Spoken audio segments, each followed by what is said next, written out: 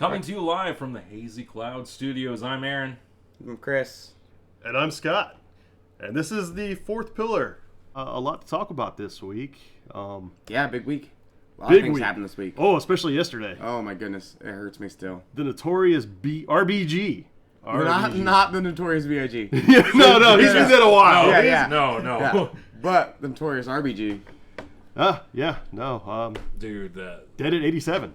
Yeah, it's crazy. It's 87. Crazy. I thought she reached 90. Oh, my mistake. I apologize.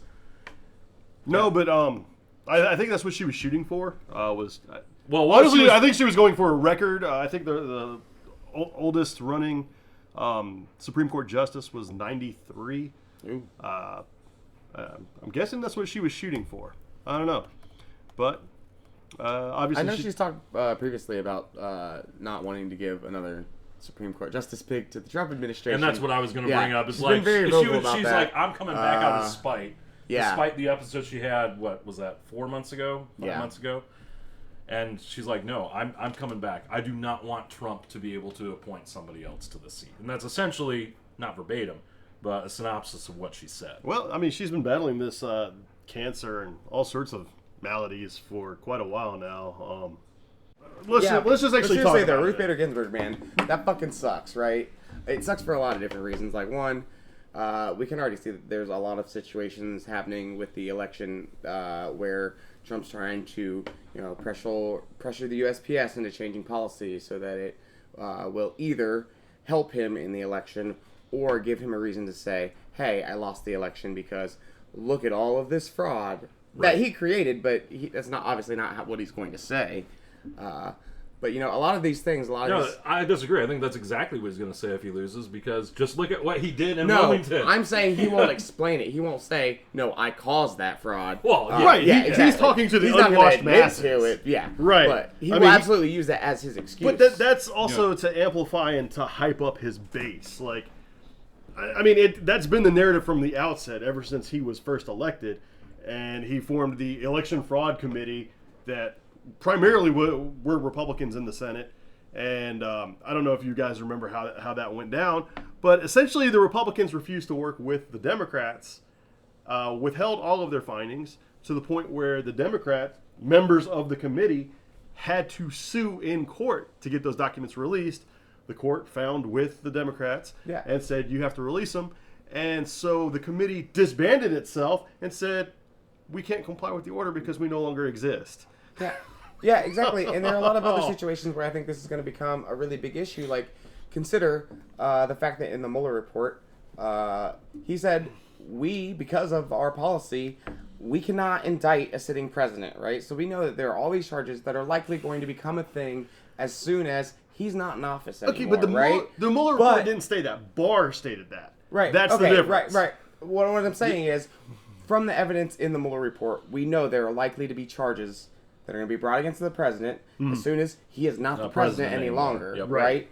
But as long as he continues to appeal them, which he obviously has the money to do, eventually it's going to sit before the Supreme Court. Right. That he is going to now stack with, So I feel like there's a lot of problems with this situation. Well, yeah, and that's going into, hey, back when Obama was still in office in 2008 and the Supreme Court seat came available. 2009, but yeah. 2009. I apologize. And they're trying to push forward with Garland. No, I'm sorry, not 2000. Merrick Garland was 2015. That's what I was 2016. going to. Sorry, I had a brain fart. Yeah, and Mitch McConnell in the Senate was like, well, we can't vote on this because we have a new presidential election coming up. Never mind, it was 247 days away. Right, and but then yesterday, after Ruth Bader Ginsburg died, An hour later, Mitch is like, we're going to be holding a Senate to vote to confirm Donald Trump's new pick as soon as we can. Okay, well, and you got to remember, hypocrisy doesn't matter to certain political segments of our nation. But beyond that, though, they are trying to use the justification that it was Obama's second term. It was a lame duck presidency at that point because he had neither control of the Senate. And Trump does. Trump still has the capability of being president for 4 more years and has the Senate as his party. Beyond that, we just had elections in 2018 that reaffirmed the Republican control of the Senate. Re-elections that were completely based on gerrymandering that's continually being brought forth to the Supreme Courts. Right, which the Supreme Court has turned away and said, well, that's a state's issue now. You guys deal with gerrymandering however you want to. It's not in our purview. Which blows my mind, right? Well, for some states like I believe it was North Carolina, that works out well because their state Supreme Court at the state level is a democratic institution. So they've been overturning gerrymandering, but then you'll have places that are very heavily Republican controlled that are just like, oh, well, we've been given, a free pass to do whatever the fuck we want. Right. My point is, the ability to vote in a federal election is a federal right. So for them to be able to say that, oh no, this is 100% up to the state, to me, I'm not saying this might be true legally. I don't know all of the details. Not a lawyer. But to me, it would seem like that should be something that should at least be able to be protected federally, right? If it is a federally protected right for you to be able to vote, then the sanctity of that vote should be federally protected. Exactly. In my opinion, that makes sense. Like I said, I don't know if that's a situation legally or not, but I feel like that's exactly how it should be. Yeah. But it's not. Going back to what we were saying just a little bit ago, it is not just that committee. It's not just the Republicans that have been fucking this shit up. They're not the only ones that have been repressing. Just in Texas, there's been lawsuits filed because Green Party and other independents are not being allowed on the ballot unless they provide an additional $5,000 by the deadline, I think, of Tuesday. Of course, they're not there. They plan on not paying it at all. Right. They're bringing it to court.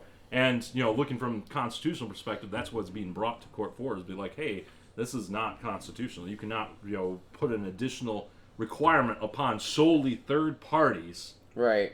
Yeah, and a lot of those moves, that's been by the Democratic Party. Yep. Yeah, that's what I was getting at. It's not just the Republican. We have two parties that are of the same fucking coin. Yeah, they're both corporate oligarch control. Scott said earlier, there's certain pieces of the political bit of machinery that only care about hypocrisy, and I'm like, well, I mean, all of them don't. Most politicians do not care about hypocrisy. Right. Nobody cares about hypocrisy in politics. Why? Because they lie constantly.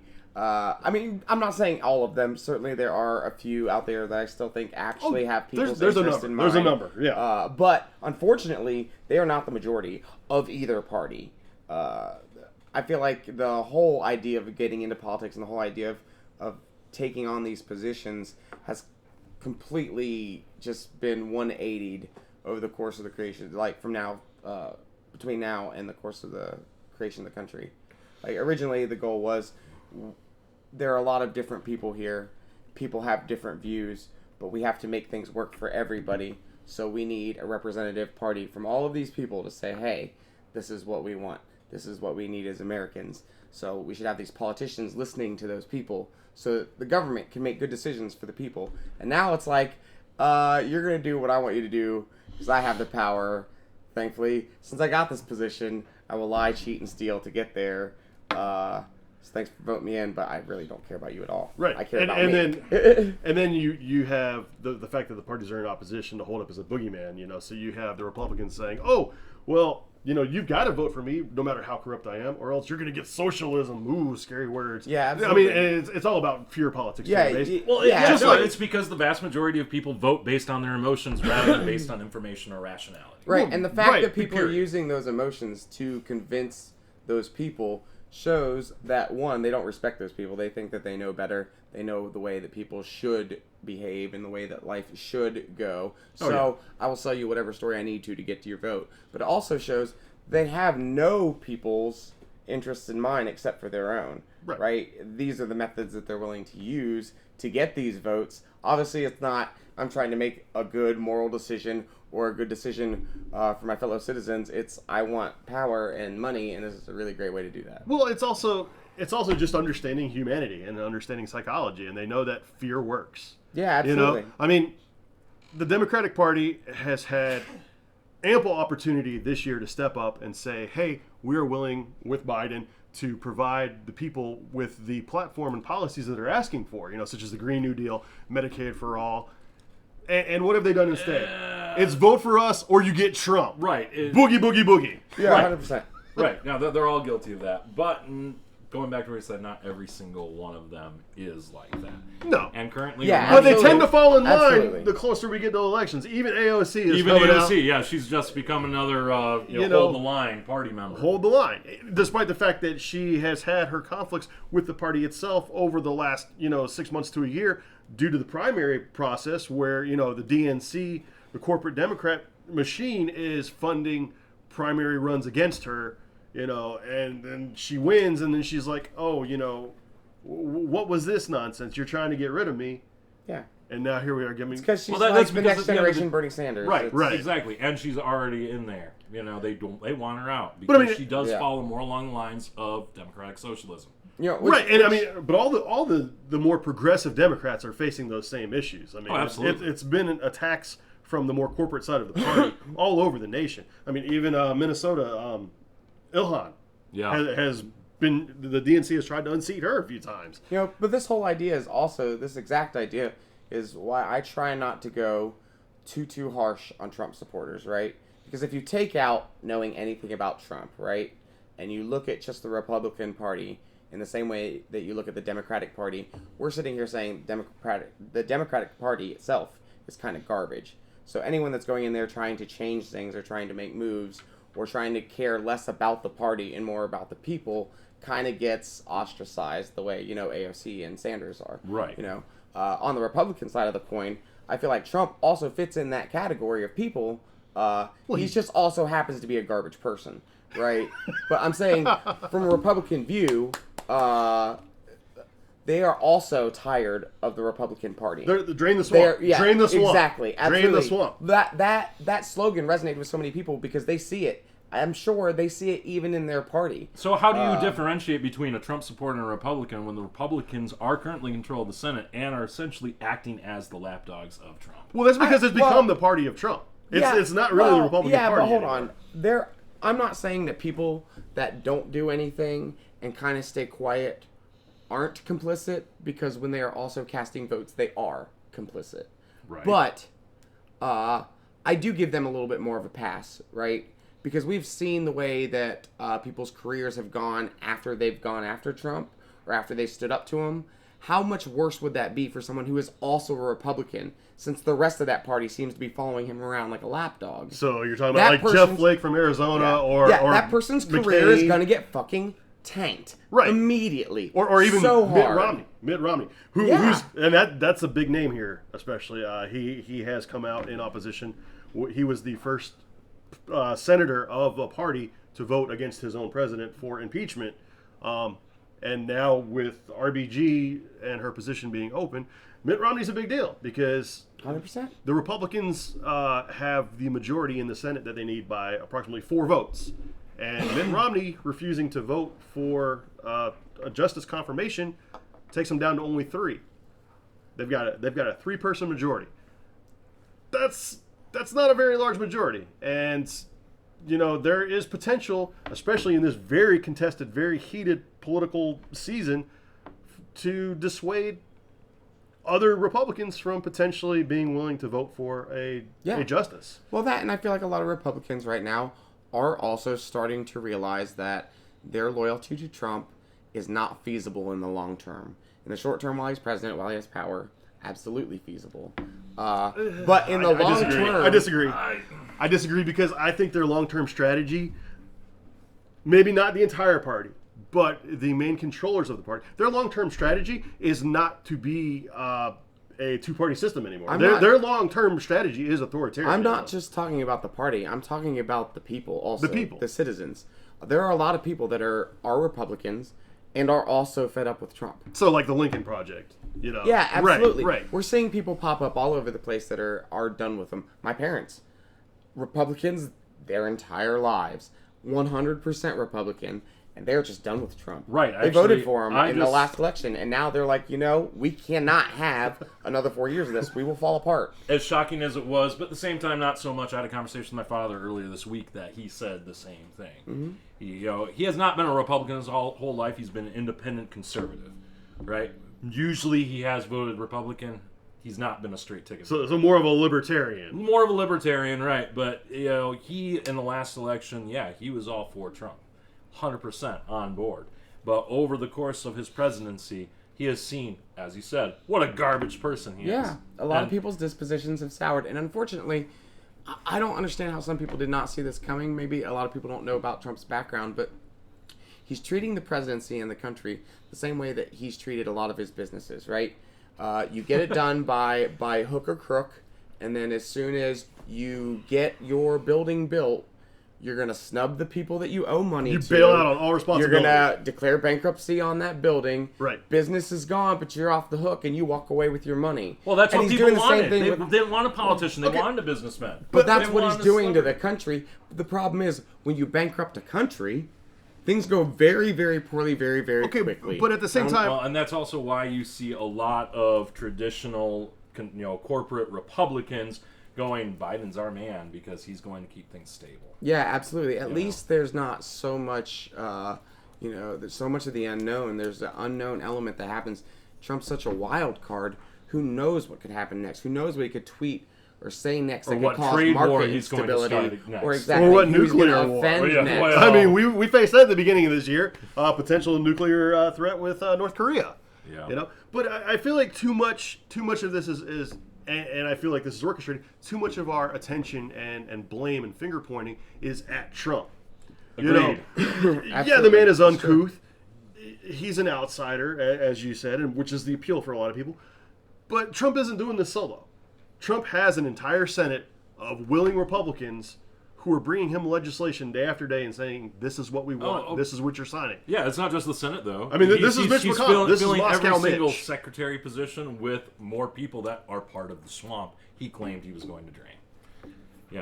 Well, you have to remember, I mean, and if you read some of the more conservative news media sites, their comment sections and stuff, the swamp is anybody that disagrees with Trump. Doesn't matter if Trump handpicked them or not. But that's not the perception of the people. Of what people? That's a play on words. That's a bait and switch. That's all that is. Look, we're trying to logically analyze people who are being ruled by emotion, and most of that emotion is simply, as long as everybody gets screwed, I don't feel so bad about getting screwed myself. Well, because I've been getting screwed this whole time. But then I want other people to feel the same pain that I'm feeling. I mean, I'm sure that's part of it. But then the other part of it is the people that are in that top 10% of the nation. I got mine. Fuck everybody else. Well, I mean that's endemic to both parties. Yeah. Oh yeah, I wasn't. I'm saying not Biden is their champion. Biden is their champion just as much as Trump is. Well, I mean. You've had some people call out Biden because in his one of his town halls, he said this is a fight between Scranton and I can't remember. Park Place. Fuck. Right. So basically, blue collar versus white collar. Right. And you have elites people versus on workers. the Democratic side being like, well, what about rich people? Rich people's lives matter too. Can't we have a president nominee who's for everybody? It's like, brah, you don't need somebody backing you. Right, you're backing yourself. You own the government. You don't need support from the people. Right? Yeah. That's a serious situation. You're the tight fist, the iron fist around our government that we're trying to pry off. I mean, America is an oligarchy at this point. 90% of the corporate oligarchy. I agree. Right. Completely. 90% of the legislation that comes out is beneficial for one class only. I mean, and we're moving there quickly. And unfortunately, I mean, like I said, a lot of the things that we were talking about are generalizations. I don't want to say that this is everybody. Just like earlier, we were talking about people in politics, acting a specific way. It's not everybody. Unfortunately, it's the majority. There's still some great politicians out there. But yeah, there's a few people still fighting for rights for people outside of the umbrella of the corporate structure. And they're like finding so much resistance to this idea. Black Lives Matter. And the fact that the fact that they're encountering any resistance at all kind of shows you the disposition of the government, right? If it wasn't being condemned by the government, we would know immediately, hey, there are people that are being treated unfairly. This should not be a thing. If this government was for these people, then they should also be trying to protect these people and making sure that they're being treated fairly. But instead we're saying, oh, they're rioters and looters. The rioters and looters. Well, yeah, they're causing violence and Never destruction. mind, rioters looters come after hurricanes. They come after failed football games. Yeah. They come after one football game. Yeah. Hey, our team won. Let's torch the city. Yeah. But it's just a great It's indicator like of the trying to- disposition of the government. Yeah, I agree. But, man, when we're looking at how the government works and saying, yeah, not everybody's like that, but we have a system that rewards that mentality. We have a system that money is politics. That's what it equals. Well, That's what it hasn't always. No, it it has hasn't for a always. long time. But the protections against that, many of which were reestablished and established back during FDR and whatnot, those protections have been eroded for a very long time. Oh, yeah. And I know the name that pops into everybody's head right away, Reagan. You know, Reagan eliminated a lot of the balance between the classes. You go back 20 years before Reagan, the middle class was 3 times the size that they are now, with 10 times the wealth. And it was those neoliberal trickle-down economic policies started by Ronald Reagan that has led to just a complete imbalance in wealth across the entire nation. But to add to that, to go along with that, as far as how it's affected our government, how voting happens, how people in the Senate are influenced, Citizens United. Citizens United. Yeah. Right. That- Which RBG opposed. Which you oppose, rightly. I'm sorry, but a corporation is not a person. They should not have the same rights when it comes to the political process as a voter, as a citizen of the U.S. Absolutely. I mean, I don't understand how everyone's notion got so twisted, but like, corporations also depend on people. Right. Without the backbone, they fail. Right, absolutely. So, any amount of just normal logical thinking would lead you to believe that the things that are required are the things that you should protect the most, right? You can have people and no corporations. You can have people and no government. So You what can't are these have corporations corporations without and these people. people for? Well, corporations Right? are these people corporations now. and these governments for. Corporations are Citizens people. United is one of the things that needs Exactly. to be overturned. So at what point did somebody say, hey, no, we're going to change this hierarchy? Now, corporations are just as good as people. They matter as much. On paper, No. but really they matter more. Well, now. Right, well, yeah. Because I mean, corporations when you factor in have the money. money. Absolutely, exactly. That's what it all boils down to. But really, I mean, and you have to look at where did Citizens United originate from? It was a right-wing group that decided they wanted to publish a film back in the earlier 2000s when Hillary Clinton was going in the primaries up against Barack Obama. Right. They published an anti-Hillary film, and it was challenged in court and said, well, wait a minute. This is a political, indoctrination or propaganda. This is a political ad, essentially. Mm-hmm. And that's when the Supreme Court came back and said, no, they're people, so they have the freedom of speech. And that was the undoing of everything. Yeah. That's when we started getting super PACs and Yep. all sorts of money in politics that really has then- completely corroded the entire system. Well, then let's look at what, besides trickle-down economics, what led to Citizens United even being in front of the Supreme Court in the first place? The absence of, the fairness doctrine. The removal of the absolutely. fairness doctrine, Right. which goes back to Nixon and Reagan era. I Yeah. mean, and once again, I hate to see paint a trend, but it's the reality. Once again, it was the Republican Party saying we have to remove these protections. Every time you turn around, it is the Republican Party saying we have to remove this protection, we have to remove that protection, and these. But that's what they campaign on. They campaign on. And that's what I was going to say. It's government. like let's smaller government. However, let's look at the last 4 years. Has that happened?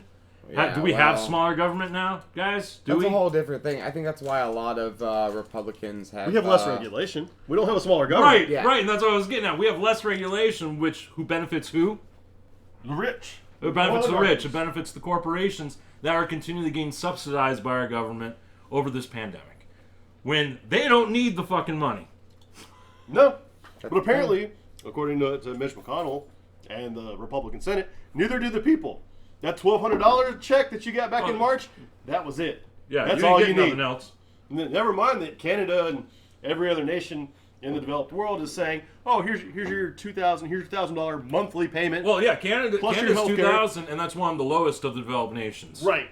Canada, in my mind, is doing the bare minimum required over this period of time. We aren't even anywhere close to that. $6 a day.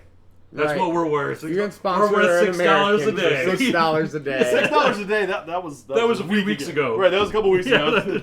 Every day that value drops. So true. That's the value of the American people. And yet, to this, we are what? So true though. Every day to the government, the value of the American person drops.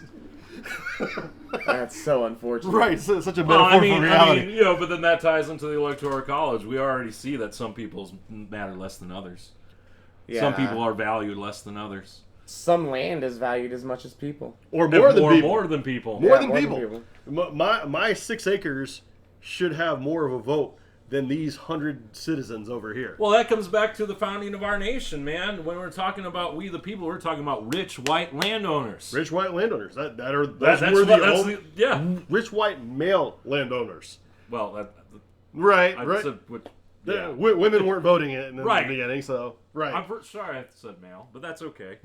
It was implied. It was definitely implied. I don't think women were allowed to own land either. That's I don't know. I mean, that goes back to class too, though. I mean, right. I think the richer your family was, the less. I mean, because I think the mentality came from Europe at the time, and if there was not a male heir, if there wasn't a male heir, it would go to the wife. I think it doesn't matter what time era you're talking about. If you have enough money, it doesn't matter. Yeah, that pretty much holds true throughout all civilization. Unfortunately, still true. Man, that's still true today. Yeah. That's an anti-capitalistic statement, Chris. Come on, man. I think that capitalism is fantastic when properly regulated. But right now, we're trying to deregulate the tiny bit of regulation that exists. Yeah, soon we're going to have child labor again. Right. I feel like it's been a long time since anyone has actually seen what truly well-regulated capitalism looks like. That's not something that has existed here in the United States. Not in the United States, but we do see... For longer than I've been alive. No, but we have been the pinnacle. We have been the standard of capitalism. This is the end game of capitalism. We've been the hyperbolic extreme of capitalism. The end game of capitalism. The rich get richer, the poor get poor. Because it's not regulated. Right, well, but that's what I'm saying. You can get as rich as you want, and these people do not matter at all. Right, right. We are the stepping stones. We are the steps on the ladder. Yeah. That's what we are in pure capitalism. It's unfortunate, but it's the thing. Well, speaking of people that don't matter, did you guys see the report out earlier this week talking about the day that Trump decided he wanted to go do his little photo op with the Bible across the street from the White House at the church?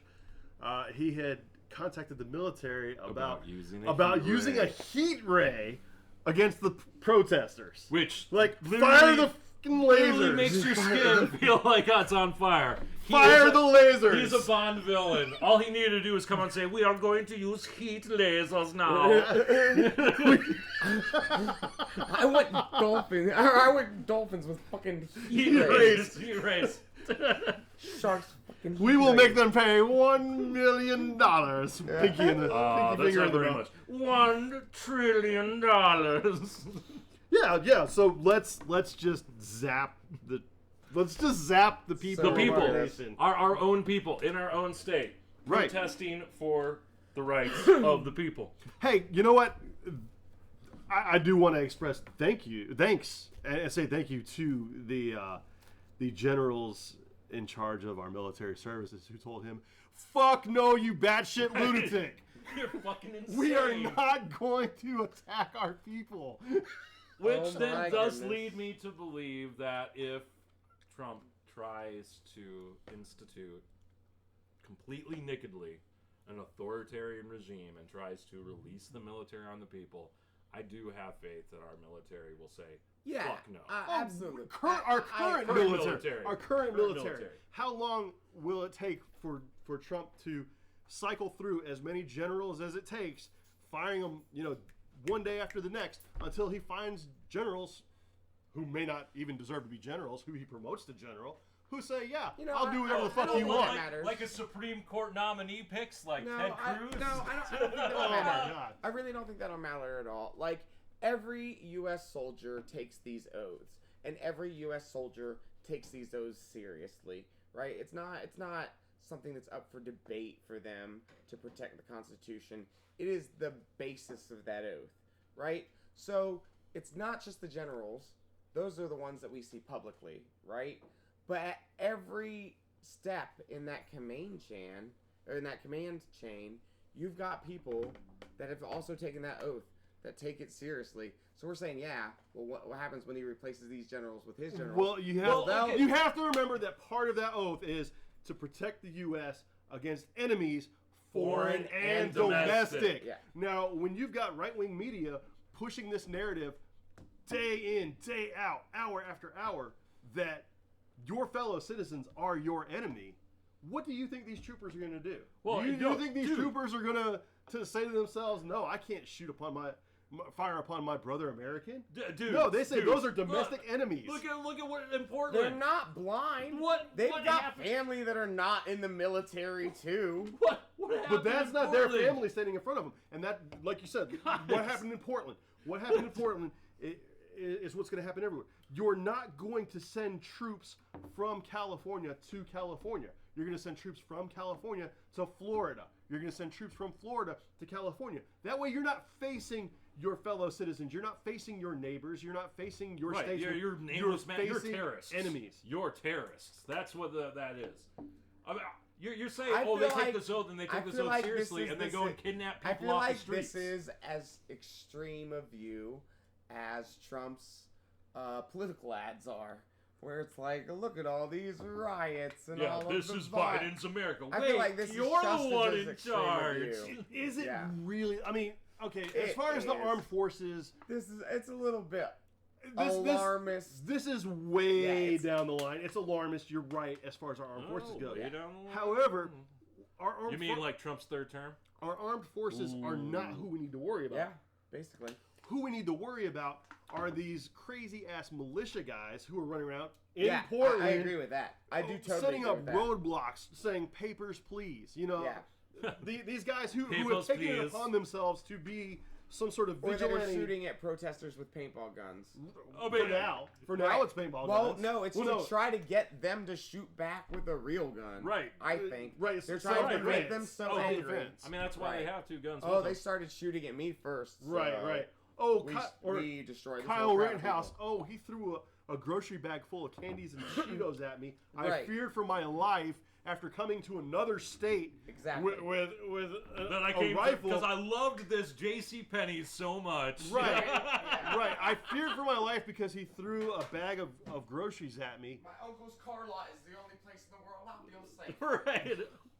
I only feel No, safe but at my that's- uncle's car lot. That's the rhetoric. That these are the mass terrorist movements that we need to worry about because Trump is encouraging these guys. Trump is sending out ads, saying join Trump's army today. Right. Get a hat. Sign up. Pledge yourself. Get a hat to identify yourself and your exclusive hat. comrades. And your comrades, so you know who's friend and who is Exclusive foe. hat. I'm about to buy 1,000 of them off eBay from China to hand out to my friends when shit hits the fan. We should China. totally do that. We From should- 100%. China. Yeah. China. From China. Well, cost me nothing. Well, then you're going to take They'll friendly look fire. exactly the same. Guerrilla tactics.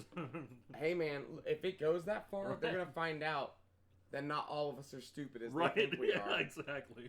Like, mean- if you think you're the only person that can plan strategically, yeah, you messed up. There are a lot of smart Americans out there. Well- most of them just stay out of politics because it's all garbage right Well, now. yeah. Right, well, it's not even about, you said you're not the only one who can plan strategically. Well, can they really plan strategically? We saw the Bureau of Land Management just a few years ago lay siege to the observatory or whatever out in the Midwest there. And within hours of arriving at their destination to take over, they realized we didn't pack any food. We need everybody to send pizza and snacks and chips. They're tweeting out. They're sending text messages. Oh, that's as genius as Napoleon Please trying send us to food. invade Russia in the middle of winter and being Right, stuck on right, the right. pass. Yeah, that showed a lot Like, of oh foresight. man, Hey, It's been cold up here. Who knew? an army travels on its belly. I mean, Right. That's Any been army. known since the dawn of civilization. Armies Yeah. travel on their bellies. If you don't have supplies, you don't have an army. Right. You don't. Your army can be simply They just waited ban. Yeah. Yeah, you have more people going AWOL, or they just die of starvation like Napoleon's army did. So dumb. But that's where we're at. Sorry. This is where we're at. So dumb. I mean, these aren't even hypotheticals we're talking about. These are people who are doing these things on a daily basis in cities around our nation, and I don't see it ending anytime soon. You know, I mean, the director Ray at the FBI came out and said, you know, the greatest threat to American democracy is from right-wing white supremacist terrorist organizations. And another big news today where he affirmed that Antifa is not an organization; it is an ideology. Right. Yeah. It's Exactly. being anti-fascist. I wish people would understand some very basic terms when it comes to things like groups. You're asking a lot. Right. The difference between an organization that has organization and a Like the head and NRA. a voice. The NRA. Right. That's an organization. Or a movement Right. where it's Black just Lives people, Matter. right. It's just people. There's Right. not people planning in some deep secret compartment this Black deep Lives state. Matter organization Yeah. Well, where okay, they're so- like, hey, this is how we're gonna do. They're No, both it's movements. a movement. They're both It's movements. a lot of people together that have the same idea and the same thoughts about something and say, hey, we need to make a stand for these ideas and Well, thoughts. I mean, but they're Not both like, they're both I got movements. my They're both marching orders organizations. Okay, but- One is corporate, such as the NRA, And the then other the is other the is citizens. populist. Yeah. It's a populist movement. it's a lot of people going, hey, Disclaimer: this is bullshit. I will call We need to do myself something. a member of the But Antifa organization. Who has more? Who Oh, has no, I'm Oh, so no, scared right. now. Go, Right. guys. I am an Who has anti-fascist. Who has more clout when it comes into the media and the political scheme? Obviously, it's going to be the corporate-backed organization. The corporate-backed organization who appeals to the corporate-owned media. I mean, Right, exactly. Am I a That's member implied. of Antifa? That's implied. No, because I don't think there's a membership There's a situation. membership. I am. I've I- never I- seen I a am sign Antifa. up application, but personally, I am against all fascists. Did you so see- I am As is every anti-fascist. single one of our heroes from the last 20, 30 years. Right, I've in told but- you. San Francisco, I'm not a member of anything. I don't do anything about it. I'm not there like I need to like punch somebody in the face because I'm anti-fascist. No. Right. But if I saw a Nazi on the street, On well, you know what happens. Well. Okay, so in San Francisco, go into the membership and your card-carrying membership, right? In San Francisco, there was a protest occurring not long ago where law enforcement agitators had infiltrated the crowd, as they are wont to do, undercover, Oh yeah. out there starting violence and whatnot. Breaking And windows. They were Yep. confronted by a group of the protesters and said, "I don't believe you are who you say you are. Show us your Antifa card." Right. Oh. And he said, I must have "Oh, lost it. I love lost it. I left it at home. My bad." And they say, "Get the fuck out of here, cop." There's no goddamn card. No, but that just shows you the ignorance. Wow. That they think this is an organization. So- Wow. That this is a completely Wow. organized. That is so impressive. Right. That is impressive. You know what? Let's do it. Let's draft one up. You can get it on our website. Right. Get your Antifa membership card today. It's available on the website. We will have it available for you to download. Just fill it out with your name. Put your picture on You'll it. have to laminate yourself. Laminate Sorry. yourself. No, but- Really, it should be there right next to your man card and your human card, right? Oh. What And the your hell, gamer dude? card. Right, Yeah. exactly. What are you even talking about? And depending, you might even have your V card. Shit, with we it. actually need to make an Antifa card. We're gonna put it. Don't. We're gonna. Somebody will murder you for having it in your Well, wallet. no, actually, you know what? You're right. You're right because the BLM protests. Was this in New York? It was somewhere up north, New Jersey, I believe it was. Someone had organized a protest. Said, "Hey, I'm the voice. I'm the organizer of this BLM." The city turned around and said, "Okay, you have to pay this $4 million for all the police overtime that we had to use to work your protest." Whoa. Right.